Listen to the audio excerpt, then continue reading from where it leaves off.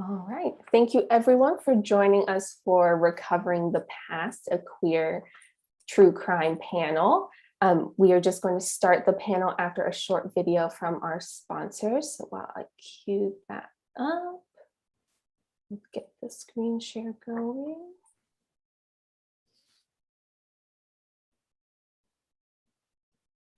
And audio. All right. And we just want to say thank you to AIDS Healthcare Foundation and Gilead, our center's Arts Platinum partners, for making OutWrite and other arts programming out of the DC Center possible. My name is Paul Ramos. I'm a MA, Medical Assistant PCS2, and I've been in the company for 5 years. I choose to work in AHF to carry the heart and soul for my dad, my late dad. He was diagnosed with HIV and AIDS. Every time I see a patient, I know that he's looking over me and he knows that I did it for him. Buenos días, mi nombre es Zoraida Jiménez y soy la manager de práctica de la oficina de Falls Church in Virginia. So what has surprised me more about the company culture is my immediate manager taking her time to really train me one-on-one, making sure that I understand and I do the job that I need to do to succeed in my role. Hi, my name is Simply Sandy. I'm a non-medical case manager here at the K Street location. I chose to work at AHF because it is a phenomenal company. The company allowed me to spread my wings, if you will. They allowed me to continue doing what I love to do, and that's serving the public. I feel as though we are a family, and I could not do what I do by myself. My name is Dominique Morrow. I'm the office administrator for the Temple Hills AHF location. I choose to work for AHF because I like to give back to my community.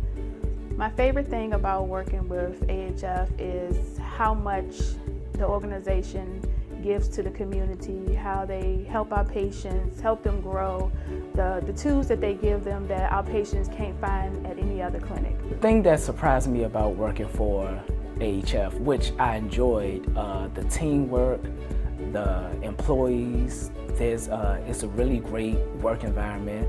You look forward to actually getting up and coming to work. AHF is one of those companies that I will say that really looks out and really cares about their employees. My name is Sade. I'm a technician here in Baltimore, and I work with AHF because I really enjoy taking care of my patients, and I like their mission statement of being patient first, of putting patient care over profit, and getting our co-pays as close to zero as possible. I love that part.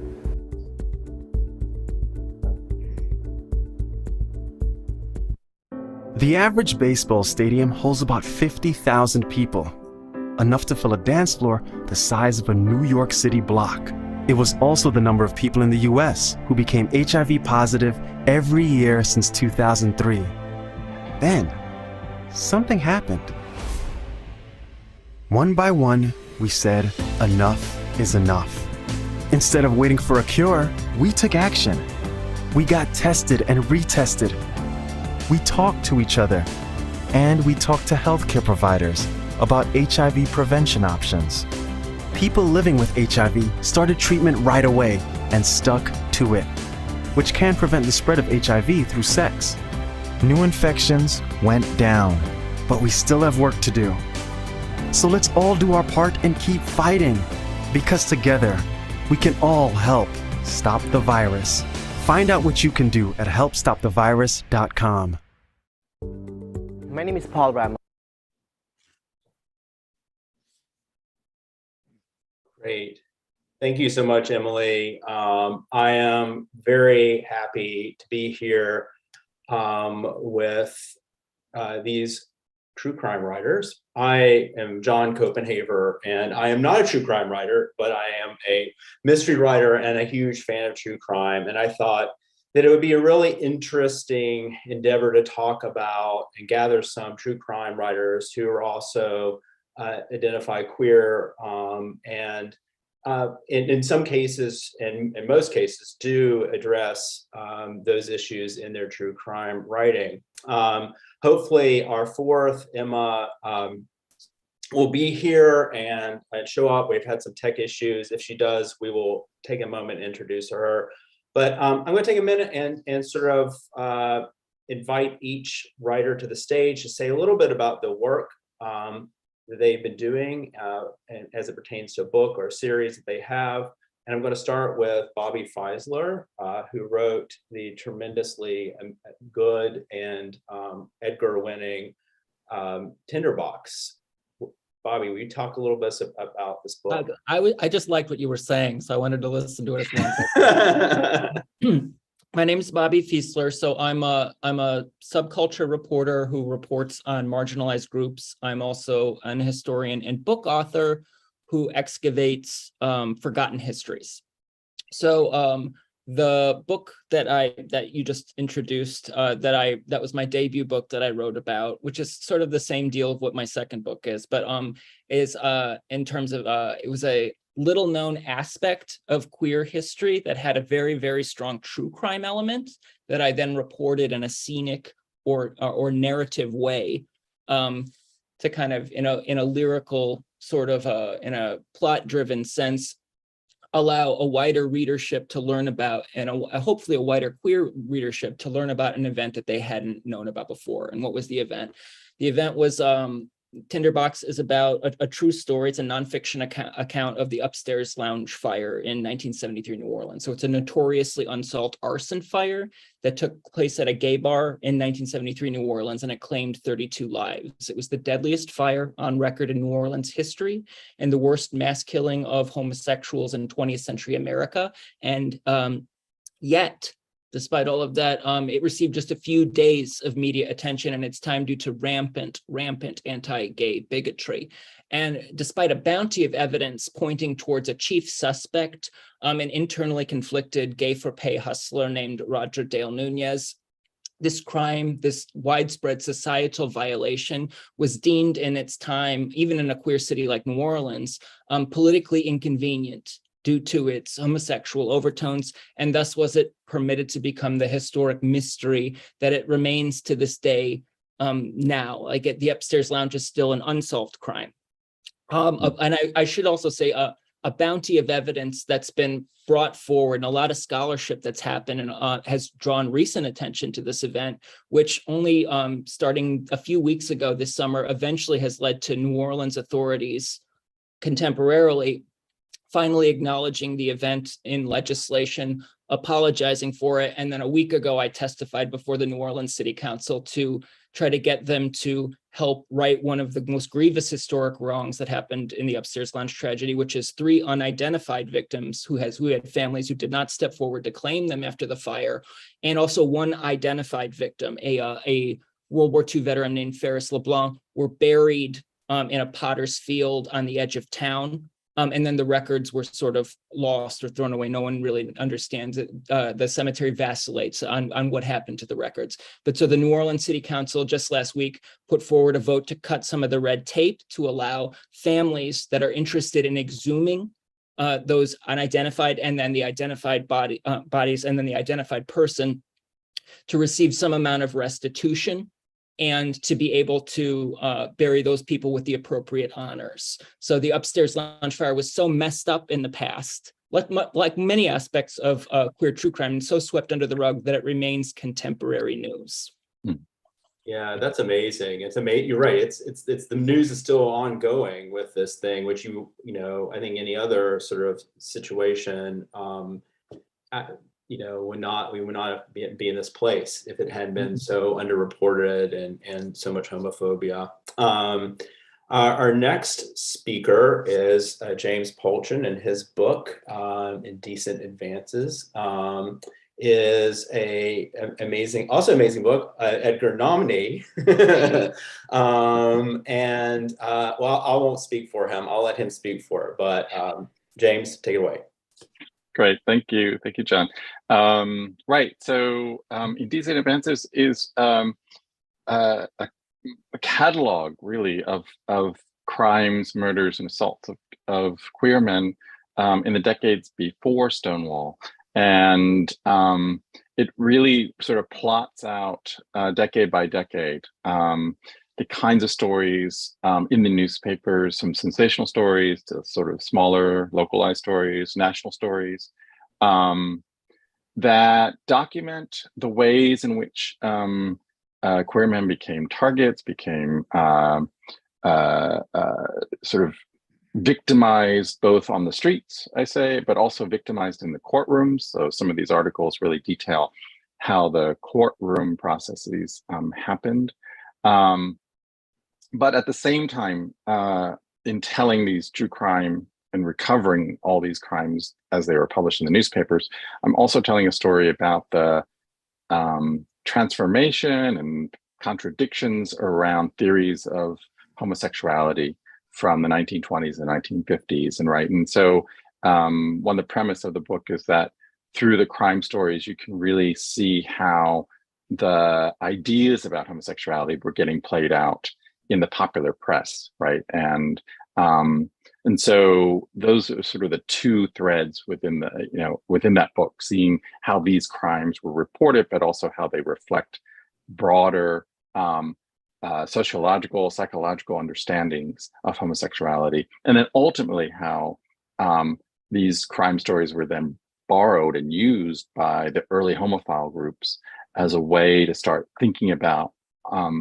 homosexuals as a minority group, right? As victims of violence in a particular way, right? And so that's the history that the book tries to map. It's sort of interesting because it is a catalog. It's a bunch of crime stories, really, kind of all woven together with a thesis. And I think that it's so compelling to sort of see that. I know when I was, I've told you this in person, I was researching my first novel about that time, about the 40s and 50s. I wish I had in your book. I was like, I got it out. I was like, I know, I needed this. Okay, for our third speaker, Al Warren. And a series, this is just the first one of his Killer Queen series about gay men who commit crimes and sort of how they're treated. Al, you want to chat a little bit about that? Yeah, the series is kind of, it represents different areas. So I've gone to different countries like the United States with Chicago with Leopold and Loeb. At the same time in the 20s, I talk about Fritz Harman, the butcher of Hanover, and the vast differences between the two countries at the exact same time of how they thought of gay men, and the difference of the way they were treated when they were caught committing the crimes that they did. There's quite a difference, and just the society and what was going on in, let's say, Berlin as compared to Chicago. And so I just sort of, I lay out that, as well as with that, how law enforcement dealt in both cases. And so it's kind of shows you two extremes at the same time. And it's very interesting. And with Leopold and Loeb, it's even more interesting because you've got two gay men primarily committing crimes, not just the murder. They committed quite a few crimes, but kind of being into the philosophy of Nietzsche, and being supportive of Hitler in Germany, meanwhile being gay, and actually one of them being Jewish. So it just kind of covers a lot of different aspects that happens socially and with the law enforcement, with the police. And so when I'm continuing that through each country, I've got one coming out for Canada, and one in Australia, and one in England, which is the Grinder serial killer, which just came out too. So that's kind of the premise. It's more about looking at it from society and law enforcement and how they treat crimes, because a lot of people in those times especially thought of homosexuality as a crime or an illness. And so with that, they put them on the same level as criminals as it was. Great, thank you. Yes, and I think it's fascinating to think about how they were treated often, and how there's a lot of confusion purposefully made between their sexuality and their criminality, right? Yeah. So I want to jump into our sort of conversation. And this is really a question for everyone, but I'll probably kind of, just the nature of this Zoom is to sort of, ask individuals, but hopefully it will flow out. But the general question is, as a writer and also as a person that, identifies as LGBTQ, what initially drew you to true crime, and or why do you find it so compelling? And let's begin with Bobby. Okay, so I'm not a true crime reader in general. I was initially drawn to this field because I'm a reporter. I come at things from a journalistic background, and like straight news follows the the format called LIRC B, lead, impact, react, quote, and then B is the part that I liked the most, which was background. And if you just get into background more, that's all history, historical context. And the more that you blow out long form narratives in journalism, the more historical context and the more background you get, up to the point that you have a book length background book. And most stuff isn't then contemporary current news. It's just, it's unsettled things from the past that continue to impact us in the present moment, and it turns into that sort of thing. And so I was drawn to it because you learn about historical events or historical quagmires, and as a queer person, you're drawn to certain stories. So I heard about the upstairs lounge fire. I was living in Brooklyn, New York at the time. I'd never been to New Orleans, even though I'd promised myself. I was like a teenage kid that liked Anne Rice in high school. And then like in college, I read Christopher Rice's first book, A Density of Souls. Like my first boyfriend and I read that together, which had bisexual stuff in it. And I promised myself at some point, like I was going to go visit New Orleans and have this whole amazing excursion. I never went. Okay, so then I heard about this terrible fire that was unsolved, that had unidentified victims, that happened in the early 1970s, and just something weird clicked in my brain and I had to go. So I just I booked a plane flight. I flew there. I only knew 2 people in town and I stayed with them. Girl, I was like a bad house guest too. I stayed with her for a long time. Like I was like, I became like a permanent house guest, and they became like my best friends. And I started delving into this historical event first from paper documentation, and then trying to find ways to sort of burrow into the secretive sexual subculture that actually still exists in the French Quarter. Like, how could I find my fixers or my keys into those secret windows? And then eventually that obsession just continued to the point where I had enough material and I thought, I'm going to put together a proposal. And I put together a proposal and showed it to an editor, who laughed at me and told me it sounded like a tabloid book. And then but that same editor gave me such good notes that it was like I was trying to figure out ways to how do I incorporate more historical context? How do I broaden the subject matter to incorporate the realities of gay liberation, all the contemporaneous social justice movements, and the Vietnam War, all those things that are occurring in like the 1973 time period, to the point where they took it and ran with it. And then suddenly I was writing a book. And that eventually led to, and I had a contract, so you can't get out of it, and so you're going to have to do it. And and eventually I finished it, and I turned it in, thinking I'd written like just a historical, like a reported journalistic piece that's about history. And my editor told me it was true crime. So like I was like, okay.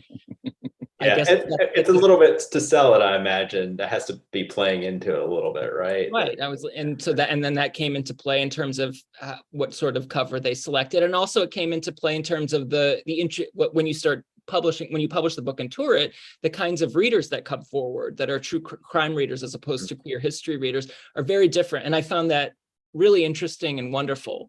So that was sort of the little backwards process whereby I ended up in this space. But otherwise, like I hadn't read any of the true crime classics besides like maybe In Cold Blood. Like I only read David Grann's book, like Killers of the Flower Moon, like later on. I did everything wrong. But like I still think it's a fascinating genre, and I'm encouraged that it seems to be growing a bit more.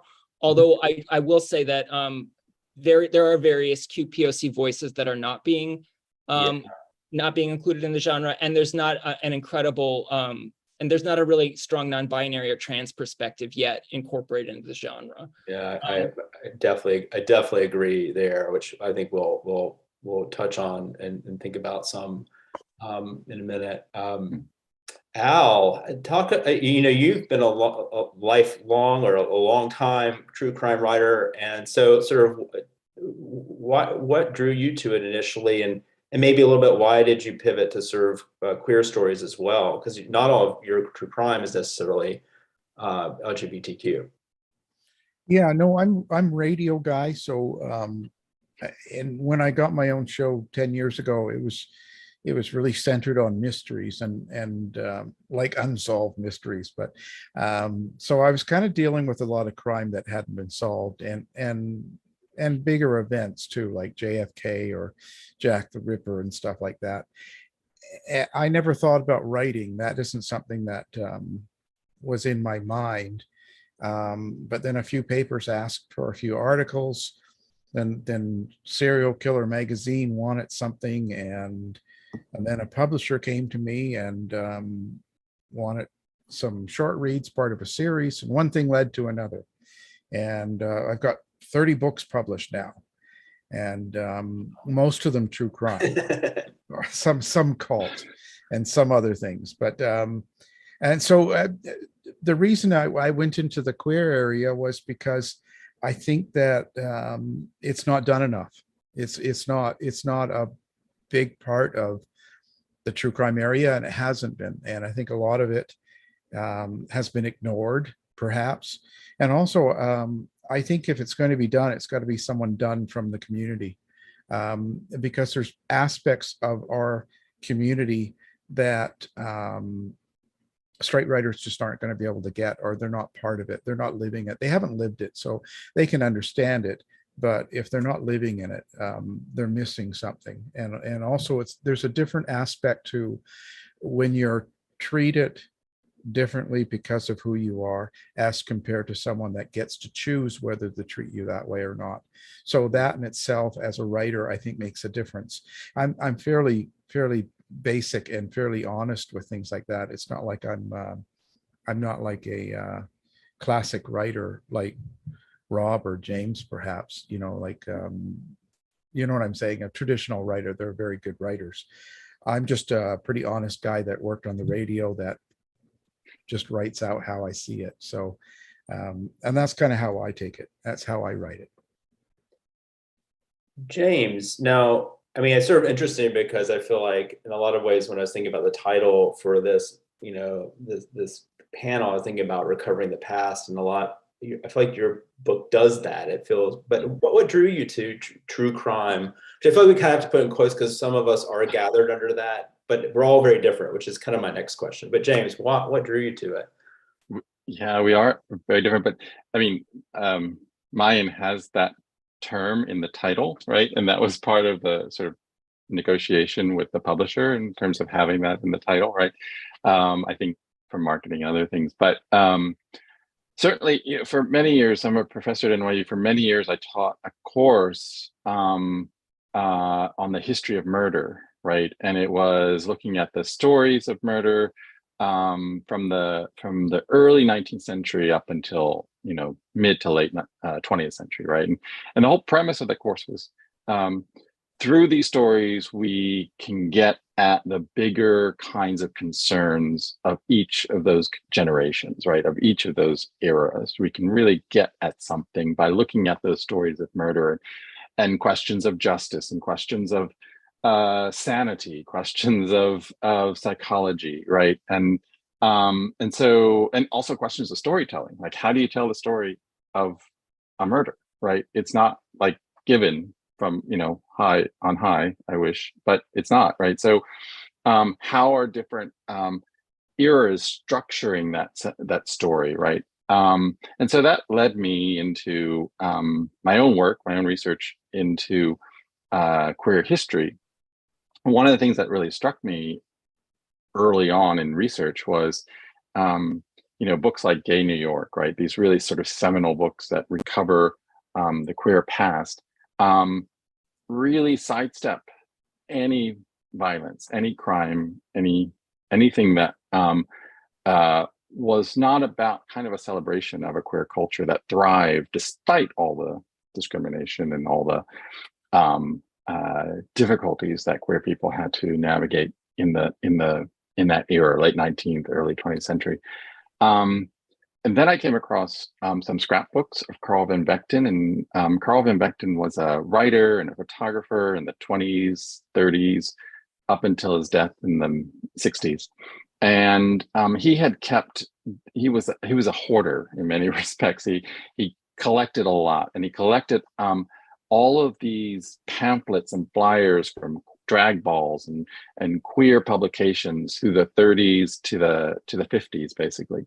And he started composing these scrapbooks, these queer scrapbooks that also included photographs he took of men, naked men having sex that he took photographs of. It was this whole collage of homoeroticism that he both preserved, but also was, kind of creating this stuff. And so I was doing research in these scrapbooks, and I saw all these little snippets, these newspaper articles of murders, of crimes that were clearly coded, right, at certain times where the newspaper couldn't make it explicit, the nature of the two men and their relationship and why they ended up in a hotel room, for example.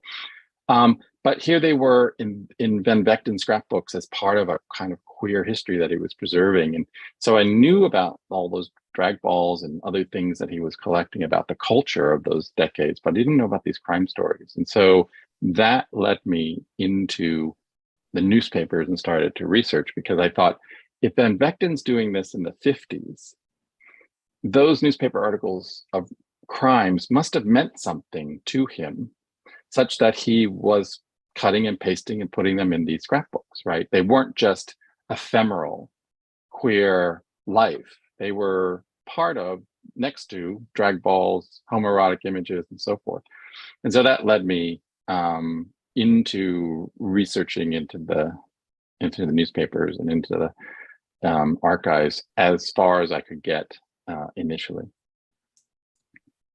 It's really interesting. I think we're kind of circling this a little bit. So I'm gonna launch it to my next question and start with Al, which is sort of this idea of like each of you have a different approach to writing this, right? In fact, and I'm not sure if Emma's gonna be able to join us, but I want to flash her book as well.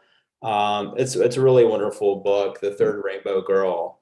And she weaves her own personal story with a true crime story that she's researched. So she's pulling in her own life. Now, each of you do this a little differently. James, it's more sort of a series of stories, or as a catalog, as you put it. Bobby, it's more like a sort of rich, like detailed story, not just of the crime, but of the aftermath and the city, and it feels so like stuck in, or not stuck, but focused on place is the word. And then Al, it's more like a direct true crime story. You sort of said you just sort of tell it, but I think you're not giving yourself enough credit. But I think, like, why is it, just your training that brings you to this different way of telling? Would you ever tell a story differently, a true crime story differently? What do you think, has drawn you to this way of telling? Al, I'm going to start with you. Ooh, I think the ultimate goal would be to write like In Cold Blood, where you actually have a lot of emotion and meaning and a lot of layers to a book. I don't know that I'm capable of such a feat, but that would be the goal. But to be honest too, you also have to deal with a lot of the books I've written have covered crimes that people are still alive and people are still part of it. And so with a lot of the cases, you got to remember that they're still there, like victims and victims' families and stuff. So a lot of it, I've had them part of the books, so to speak. I've had them write parts and be involved in it because it's important to them. So in that case, that kind of makes it harder to do it like an In Cold Blood. you know. I don't know if that makes sense. I think because I'm trying to tell their story from my point of view, but not let a lot of my feelings mix into what they want or what they want to get across. So I think that's where my style comes from. So when I take on a book like Leopold or something like that, where nobody is alive, I kind of have to read it from their words, from what they've said, and try to make it into a story. But that's as far as I've come as far as that. Like, you know, the richness or something. It's not like Rob's, where there's a lot of interaction and a lot of feelings with people alive. So that's probably why I write the way I write. James, what about you? Yeah, as Ellen was talking, it was making me think about the story is always dependent on how much material you have to work with, right? With true crime, right? I'm very diligent to not go too far from the facts, because there are those in the field who do, right, to imagine more beyond the facts, and I don't want to do that. I didn't want to do that, at least in this book, in Indecent Advances. And so you're kind of limited. And for me, I was very limited just by these newspaper articles, which were incredibly difficult to find, because as I note in the book, it really wasn't until the newspaper databases became digitalized that I was able to actually do searches through newspapers and find these crime stories. Before that, it wasn't, you couldn't go to the New York Times Index and look up queer crimes 1930 and see what's been published, because that wasn't at all indexed, right? And so it became a huge hurdle just finding the articles. And then one of the motives for me in writing the book was to give readers a sense of what it was like to encounter these articles in the daily press, right? Because I do think that while we say that queer life was kind of underground, right? It wasn't so well known. These crime stories circulated across the country, regional newspapers, local newspapers. There's one, the press, and however problematic these stories are, it was a way that people encountered queer experiences, and particularly by the 40s and 50s, the stories were more detailed. And so, you would see where the victim and the murderer met, what bar they met at. And so it started to create a whole world of queer experience through these crime stories, right? And so what I was trying to do in writing is just trying to get at what was the experience of reading these stories within that time period, right? And so contextualizing those stories within the Depression era, contextualizing it within the post-war period and the kind of rising lavender scare, red scare,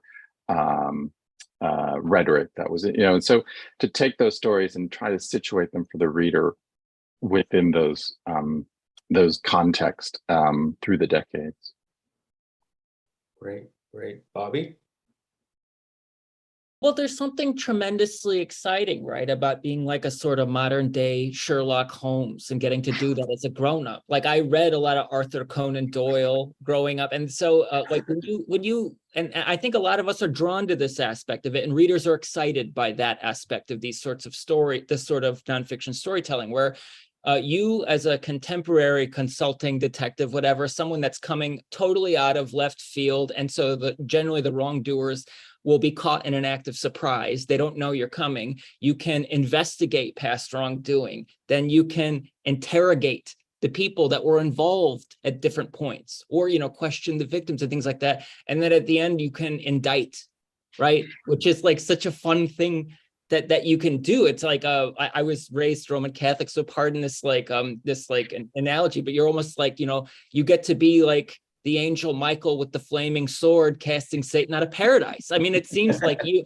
and there's something very satisfying about doing that. Now, if it occurs within the context of journalistic discipline like I have, there is emotional restraint, and there obviously has to be offsets to that natural impulse. But also that's the passion that drives, I think, the writer to try to solve things, or to, in some ways, bring things to rights by allowing the sunshine of the truth on events that weren't seen, or or in another sense, perhaps providing some modicum within the lens of history of justice being applied towards things that were unjust in the past. So like all true crime, I think, operates in the space of violation to a certain extent, right? Like we present in either in piece various a collage of them or one event or one character, etc. We present like a violation of some seemingly unbreakable human norm, moral, legal, otherwise, right? And then we attempt to square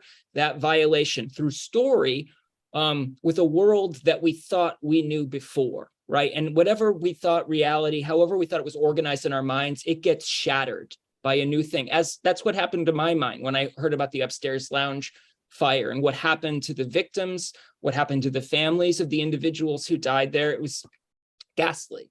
And then after you experience that shock and devastation, that fractures your understanding of what is true, what is real, what is good, all those things, then your story, the reporting, the putting together of the book attempts to repair that break and reconciles the violation with a new and bigger picture of the world, and I would say better picture of the world, built from the shards of the old one, right? And if the book succeeds, you gain this more realistic vision of who we are as human beings and what we're capable of, which is what I think most people, through all of our ideological BS, don't understand. We fundamentally forget that, human beings are capable of good things, revelation, justice, also, fundamental acts of decency, but also we're just, monkeys walking around wearing clothes, right? And we're an incredibly violent species still, and we're still resolving a lot of these aspects.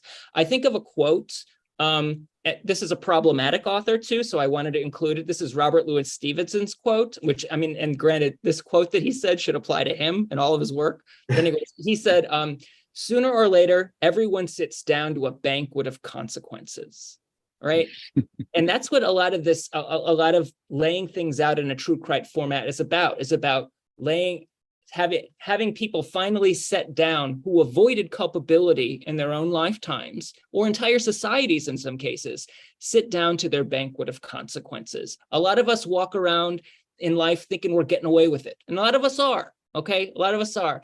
But when viewed through the lens of history, right, and when viewed through the lens of true crime, individuals who escaped the human law of what goes around comes around can be reconsidered and reanalyzed within the context of what we do, and be forced to face the fallout of their choices, and that's tremendous. It's a very exciting thing, but also face the fallout of their choices fairly, I would say, and not in a way that where it seems like the author is joyously destroying a wrongdoer or someone who commits a violation, but doing so in a way that's educational, that's enlightening, that reveals something more profound and broader about all of us in the context of a story, which is what I think all of us do in some ways. When we depict the criminal at length, what is the purpose of doing that? Is to showcase for us insights that can be gained and gleaned about the human condition from the even abominable behavior of others. Yeah. And if I can follow that, because you're reminding me, Bobby, like one of the challenges for me, and I think for all of us in the work we're doing with queer true crime, is that I was trying to write a story against the sensationalism that was made of these cases, right? I was trying to write a story that didn't make the victims a double victim once they made it into the press or in the courtroom, right? It was because, the criminalization of homosexuality made justice a really difficult process for these victims and the families of these victims, right? And so, certainly your book, Bobby, like tries to recover a different story here, right? A story that is not the sensationalized, problematic representation at the time it was reported, right? And so that was a constant in my mind as I was writing, and I think that is often the case with queer historical crime, right? You have to work against the narratives that were presented at the time to tell it in a different way, from a different perspective, right? From a different angle. You know, I keep on thinking about this, and Al brought him up, and we talk about true crime. You can't avoid In Cold Blood and Truman Capote. You know, of course, famously in Cold Blood, there are a lot of questions about, you know, he certainly took a lot of creative license. I mean, I don't think most folks would argue about it being an incredible book, but people do argue about whether it's all terribly accurate.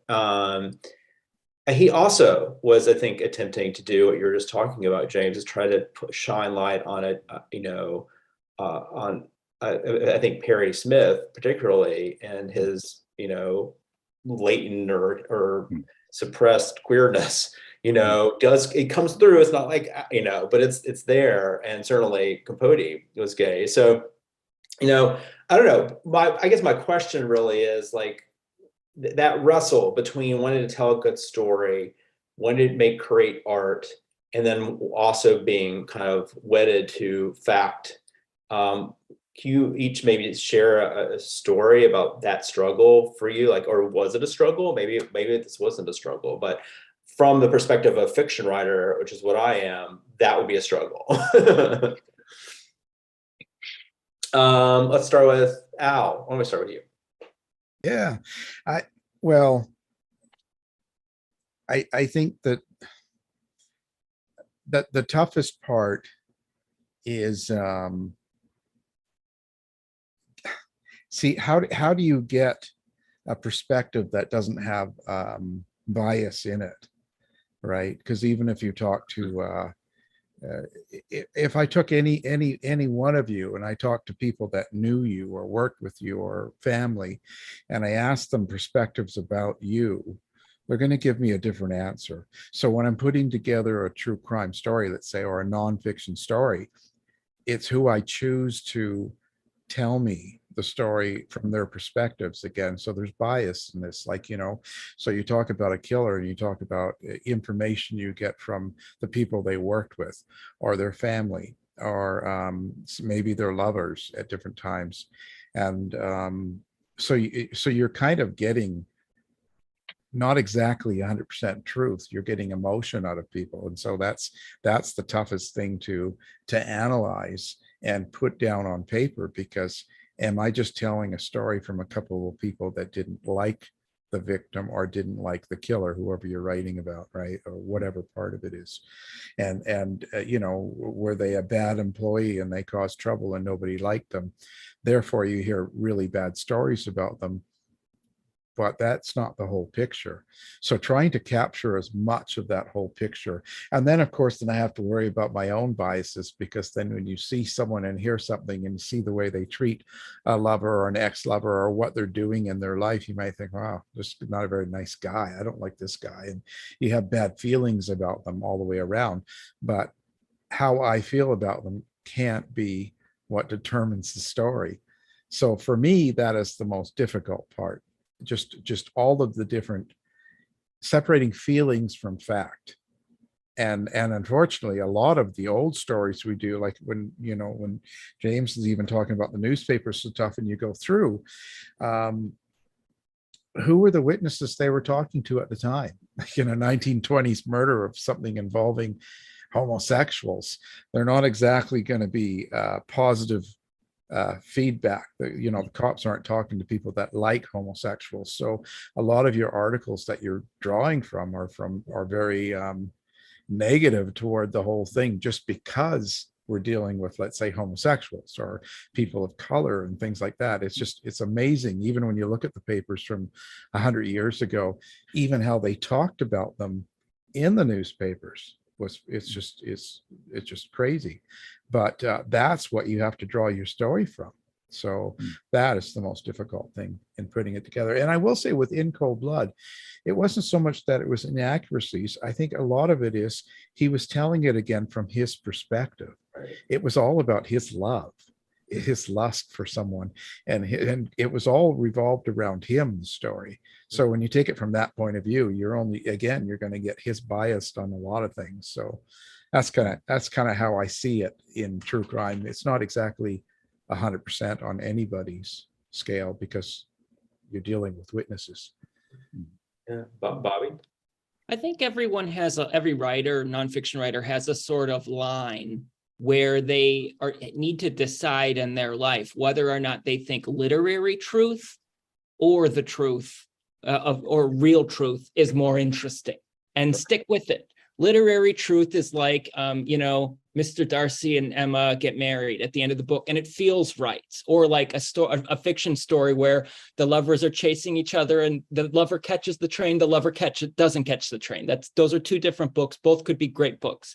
If you're in the world if you occupy the space of the truth is the most interesting thing in the world, and you believe that like the limit of calculus, it's impossible to completely get there, but striving for it is worth it, then you enter the space and the terrain where you're doing you're doing a ton, half of the work, maybe even 60% of it, up to the point of is going to be research, frustrating, toiling research, where you're not getting enough sun in an archive, and you're talking to a lot of people and trying to glean in a lot of different perspectives, and you're reading things like insurance reports, and you're culling through newspaper stories, and you're trying to create a Venn diagram of overlapping evidence. So you can say, okay, I have 3 or 4 sources pointing to this one thing. This becomes then a gem I can use to arrange into a constellation. That is, and again, as Alan said, that is an example then of collage, and that is an act of wheat from chaff, choosing this, not that, what you want to highlight, what you don't want to highlight, and then from there, from my perspective, trying to use this to create a compelling and interesting book that make people want to learn about the thing they express interest in. I don't think that if someone expresses interest in an aspect of queer history, that it should be a trip to the dentist. I think that that there should be something rewarding about the book, that it could have an internal motor, that some aspects of plot can work in this genre, when you're very disciplined about how do you use evidence to reconstruct scenes. And then you're very deliberate with, I have what's a scene and what's exposition, meaning the stuff that goes in between the scene, and how do I do both well? Those all become the tactics, methods, possibilities for trying to angle at the truth without doing an intentional violation, going memoir, which everyone knows. I mean, I love memoir, but everyone knows the genre is truthy, right? And Right. it exists in the space of what seems emotionally right. And that's different from the frustrating aspect of the field that we exist in, where we're trying to create plots, we're trying to showcase setting, we're trying to assemble characters, and it all has to be close to 100% real, to the point where we don't have 2 people arguing in a room and then the lightning strikes right before the the dramatic moment of dialogue, and they both pause and look, like that kind of thing. It can't operate and work that way if you think that the messiness of the way reality works is more fascinating than anything you could make up. And that's the space, at least I think most people in this genre are in and are loyal to, which they think that the mess, the chaos that we all have to learn how to negotiate as human beings is more fascinating and more fruitful to plumb than if I, within this scene, find like one detail that I need to add that would make it so perfect, like it would make it like a movie. That's not where it should be. James, now I think you kind of tipped your hat on this one already because of something you said earlier, but what are your feelings? Yeah, with Indecent Advances, I feel like I wasn't striving to render the characters, or as I said, there are many stories here, and I wasn't trying to get at the psychologies or the motivations of any of the individuals in the book I feel like I'm telling the story of the way it's kind of a meta here. I'm telling the story of the way the story was told, right, in the newspaper, right? So, and to Alan's point, right there, all of that evidence, all those newspaper articles, I had to approach with a deep sense of suspicion about the facts of them, and I encountered many contradictions to get. One story tells these facts, another story tells those facts. It's a very strange experience, and I wanted to kind of represent that. Like, when do these stories become stories to be told and are publishable in a newspaper? And what are the codes that the press are using? When do those codes break down and they're much more explicit, say after World War II, when they're much more willing to note the victim was a homosexual, right? Whereas that wouldn't have happened so much before World War II. And so I'm trying to, at one point, trying to navigate these stories and tell them as richly as I can of these crimes, but also recognizing that my sources for this need to be looked at and taken with a grain of salt. Yeah, that's really true. You have to interrogate the source, kind of. I mean, it is, like you said, I love that. It's a story about the story of the sources a little bit, right? Right. It's great. Right. Okay, one thing I did want to, just chat a little bit about and point out, if it's not already obvious, we are 4 cis white gay, Pretty white in here, pretty white. and we even we unfortunately don't have Emma to at least add a little diversity to this panel. And I'll tell you, I think it's, I did really want to have a racially diverse, a gender diverse panel, but there's not a lot of published writing out there, at least, by POC true crime writers, by trans true crime writers.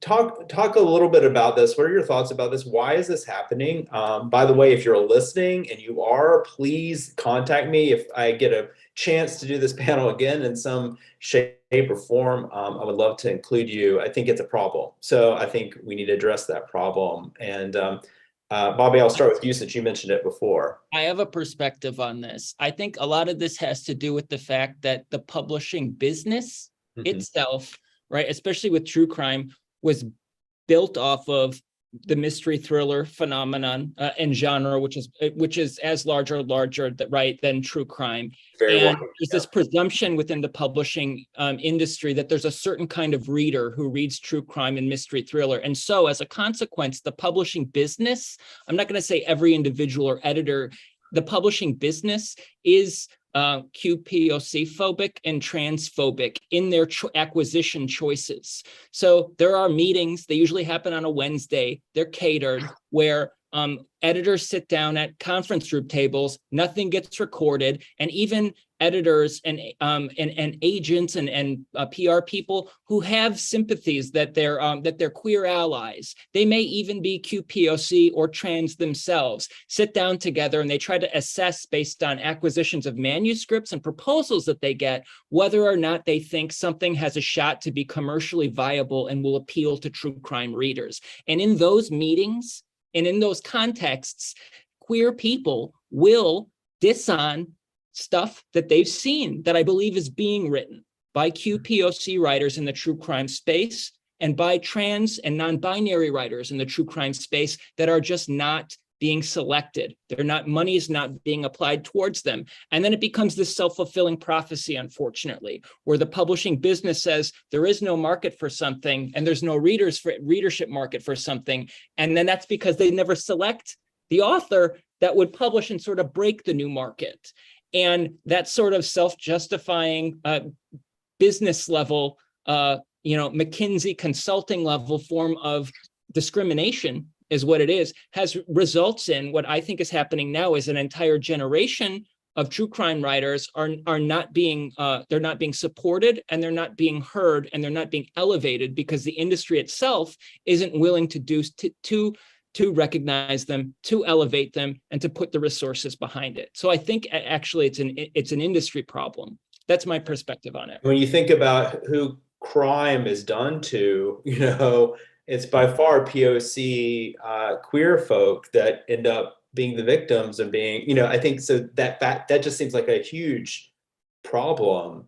And it's interesting. I hope you're right that I see, in my little world of fiction that we do have, it is shifting some. We are having some POC thriller writers and mystery writers, really rising up and getting a lot of notoriety. So maybe there'll be something coming along, and that will be valued more. James, what do you think about this? I think just to echo what Bobby said, I think there's this conversation which seems to be happening in publishing more and more now, to think about a more diverse editorial staff, to think about a more diverse list, that they bring out, and I also think that just the genre of true crime has been sort of limited over the years. It also comes with a kind of stigma, I think, that I think is changing, I think people like Sarah Weinman, who's doing interesting work where she's changing the way in which stories in true crime, what they look like, and thinking about victims, thinking about the cultural context that around crimes, stuff that we've been talking about here, but sort of forging ahead a new idea of the genre that might also bring in more voices in that process, because I think for a long time it's just been sort of a subgenre that hasn't had the greatest reputation.